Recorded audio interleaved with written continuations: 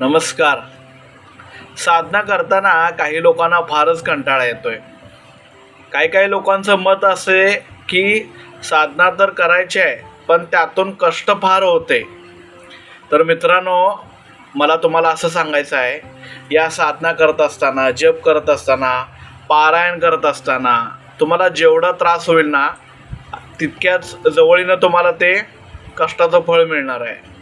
आता याची एक कथा आपल्या रामायणामध्ये ज्यावेळेला प्रभू श्री रामचंद्र आईच्या गर्भामध्ये 8 महिन्याचे होते, त्यावेळेला जी कौसल्य आई आहे, तिला कोणीतरी पाहुणे आलेले आहेत, त्यांचं आदरातिथ्य करायला, स्वागत करायला स्वतः जायला लागायचं.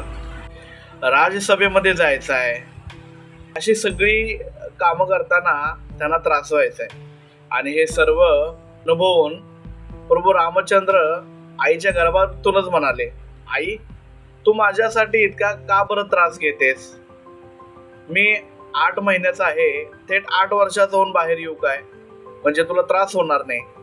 त्यावेळेला कौसल्य मातेने जे उत्तर दिलेलं आहे ते ऐकण्यासारखं आहे. कौसल्य माता म्हणाली, अरे बाळ रामा, तू आता 8 महिन्याचा आहेस, आणखीन 1 महिन्याभरानं बाहेर येशील. मला प्रसूती वेदना त्या अनुभवायच्या आहेत.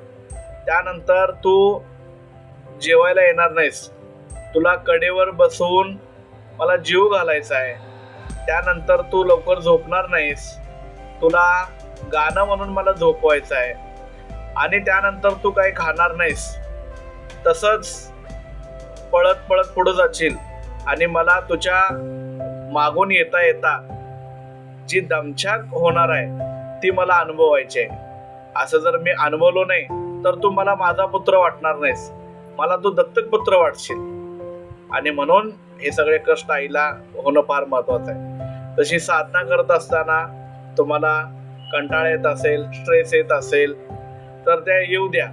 जितकं येईल तितकं तुमचं फळ दुपटीनं मोठ्या प्रमाणात मिळणार आहे. आणि तुम्हाला एक मनातून वाटेल की आपण ही साधना केलेली आहे, याचं फळ मिळालेलं आहे.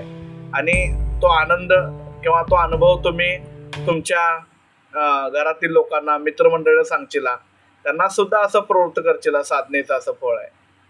धन्यवाद.